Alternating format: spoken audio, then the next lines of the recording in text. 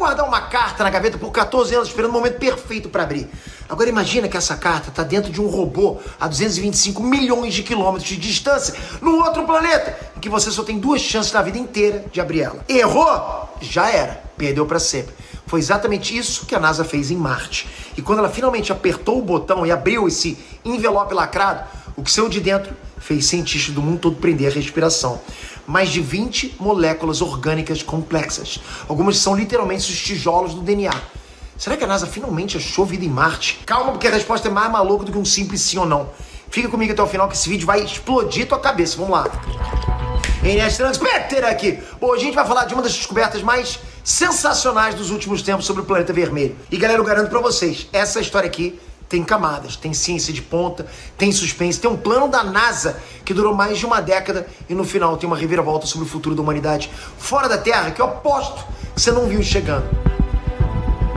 Então já sabe, quer fazer corte do canal Nerd ou de qualquer canal que eu apareço? Pode fazer, tá liberado, mas usa Play Squad. Play Squad automatiza o teu corte. Você joga o link do YouTube lá dentro da Play Squad e ele gera pra você 4, 5, 6 cortes com legendas, com template, você escolhe do jeito que você quiser, seguindo o sujeito do vídeo, dividindo a tela em 2, se for podcast, bota um em cima, outro embaixo. Cara, deixa a parada surreal. Tem muita ferramenta pra você bombar teu canal no YouTube, pra você bombar teu TikTok, teu Instagram. Galera, seu único trabalho é jogar o link lá, deixar ele fazer os cortes, pegar esses cortes, subir nas plataformas digitais e conseguir audiência. Eu tô falando pra vocês, a audiência é o futuro. IA não consegue audiência, ok? IA não tem como disputar com você. Então começa agora, devagarzinho, fazer os teus perfis, colocar alguns cortes ali. Pode pegar corte de qualquer outro canal, né, cara? Logicamente fala com os proprietários dos canais. Mas podcast, por exemplo, os caras liberam. Mas galera, faz isso pra vocês terem audiência também. Link da Play Squad aqui embaixo. E já adianta nos comentários, você acredita que um dia a gente vai encontrar vida, mesmo que vida microscópica em Marte? Ou você acha que o planeta vermelho sempre foi tipo um planeta morto, num deserto morto? Quero ver sua aposta. Bom, para entender o tamanho dessa descoberta, a gente precisa voltar para 2012. Foi um ano que o rover Curiosity, né, aquele jipinho robô do tamanho de um carro, pousou em Marte. E ele não foi de mãos vazias, né? Dentro dele, né, na barriga dele, vamos dizer assim, ele carregava um laboratório químico completo, um laboratório portátil que viajou pelo espaço. Esse laboratório se chama SAM, sigla de Sample Analysis at Mars, ou seja, análise de amostras em Marte. E o jeito que ele funciona, tipo, é genial, né? O Curiosity, ele tem uma broca que perfura a rocha marciana e transforma ela em pó. Aí ele pega esse pozinho e joga lá dentro, nesse forninho químico. Aí o SAM aquece esse material a temperaturas altíssimas e cheira, né, como o pessoal gosta de dizer, os gases que saem dali. Esse processo de queimar a amostra tem até nome.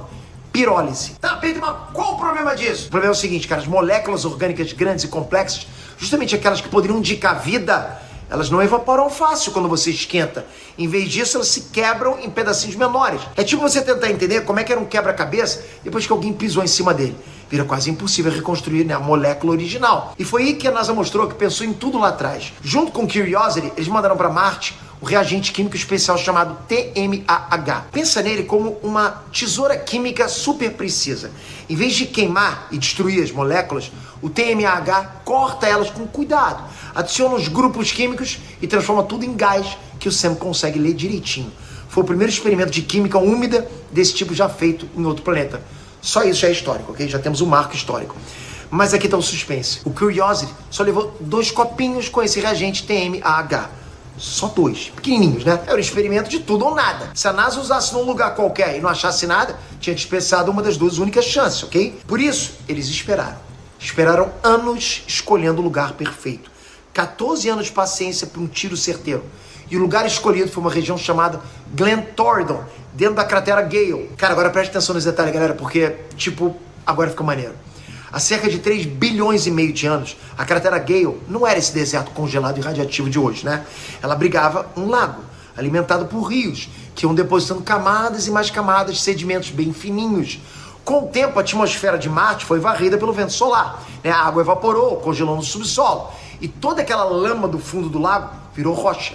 Mais especificamente, virou argila. Mas Peter, por que a argila importa tanto? Porque a argila é uma máquina do tempo natural. Sabe aquela mensagem da garrafa que é jogada no mar? A argila faz isso com matéria orgânica. Ela aprisiona e protege os compostos orgânicos da radiação ultravioleta e dos raios cósmicos, né, que bombardeiam a superfície de Marte sem dó o tempo todo, full time. É um cofre do tempo de bilhões de anos. A amostra exata foi tirada de uma rocha que ganhou o apelido carinhoso de Mary Ann III.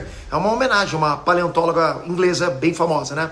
Bom, a broca perfurou, recolheu o pó, despejou no copo com o reagente, o último copo que ele tinha. O lacre se rompeu, o líquido banhou a poeira marciana e a mistura foi aquecida lentamente.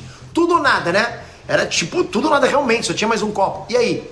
E aí veio o jackpot. O Curiosity detectou mais de 20 moléculas orgânicas diferentes. E olha que detalhe, 7 delas nunca tinham sido vistas em Marte antes. Cara, até então o que a gente tinha achado por lá eram compostos relativamente simples, né? Agora a coisa ficou complexa de verdade. Apareceram anéis aromáticos complexos, apareceram moléculas com oxigênio, apareceu benzotiofeno, é uma molécula com enxofre que provou que o próprio enxofre ajudou a preservar esses compostos por bilhões de anos. Mas o momento mais arrepiante do estudo foi quando eles acharam uma molécula com nitrogênio na estrutura, né? Um tal de heterociclo de nitrogênio. Por que isso é tão importante, Pedro? Senta aqui, lá vem a história, ok? Os anéis de nitrogênio são compostos fundamentais da biologia. Eles são a base do que torna o DNA, o RNA e aminoácidos vitais. A vida, né, da forma que a gente conhece, simplesmente não existiria sem essas estruturas baseadas em nitrogênio. Achar isso preservado em Marte por 3 bilhões e meio de anos, cara, isso é de explodir cabeça. Então é isso, Pedro, a gente achou vida em Marte? Calma, respira, palma. Cara, aqui o PT tem que jogar, né? Aquele balde de água fria responsável, igual os próprios cientistas fizeram. Tem que sempre fazer isso com vocês, né? O artigo publicado na revista Nature Communications é bem cuidadoso. Isso não é prova de vida marciana, de jeito nenhum. E por que não é? Porque essas moléculas têm um problema chato. Elas podem ter sido feitas pela vida, mas também podem ter sido feitas sem vida nenhuma. Elas podem ter origem geológica, podem ter vindo de carona com meteoritos ricos em carbono, né? Ou podem ter se formado por processos químicos sem nenhum ser vivo envolvido, o que os cientistas chamam de processos abióticos. Aliás, os pesquisadores testaram o reagente TMAH num pedaço de um meteorito famoso aqui da Terra, o meteorito de Murchison, e ele quebrou em moléculas parecidas com as de Marte. Ou seja, né, a ambiguidade continua. E galera, esse é o grande drama, né, da busca por vida em Marte. Toda evidência que a gente acha pode ter 2 pais. Ou a biologia, e aí, né, é vida, ou a química pura, né? E aí não tem nada a ver com vida. Resumindo, a gente encontrou moléculas orgânicas complexas e diversas pela primeira vez. Encontrou a base química para a vida, mas vida mesmo, ainda não. O que ficou provado de bom, de bem legal mesmo, que eu achei nessa história toda, é que Marte é capaz de preservar essas assinaturas por bilhões de anos. Bom, agora vem a parte que eu mais curto, né? Futuro. Porque essa descoberta Curiosity não é o fim, né? É o começo de uma nova fase. O experimento ele provou que dá para fazer química úmida em outro planeta. E adivinha? Tem mais robôs a caminho com técnicas parecidas. O primeiro é o rover Rosalind Franklin, né, da Agência Espacial Europeia. E esse aqui tem uma história de novela. Ele ia ser lançado num foguete russo, mas aí estourou a guerra entre Rússia e Ucrânia. A Europa rompeu com a Rússia e o coitado do robô ficou anos parado lá, sem carona. Quem resolveu? A NASA entrou na parada e agora o Rosalind Franklin está previsto para ser lançado lá por 2028, a bordo de um foguete Falcon Heavy da SpaceX. E ele tem um superpoder. Vai conseguir furar até 2 metros abaixo da superfície de Marte. Galera, isso é gigante porque lá embaixo a matéria orgânica fica protegida da radiação. Ele leva um instrumento chamado MoMA, o analisador de moléculas orgânicas de Marte, né, que usa uma técnica parecida com a do Curiosity. E não para por aí. Tem a missão Dragonfly, que vai mandar um drone voador para Titã, uma das luas de Saturno, com um instrumento que também faz química úmida fora da Terra. Então pensem comigo, galera, pensem. Daqui a alguns anos a gente vai estar farejando moléculas da vida em 2 mundos diferentes ao mesmo tempo. E talvez, ok? Só talvez, né? Finalmente responder a pergunta de sempre, né? A gente está sozinho no universo?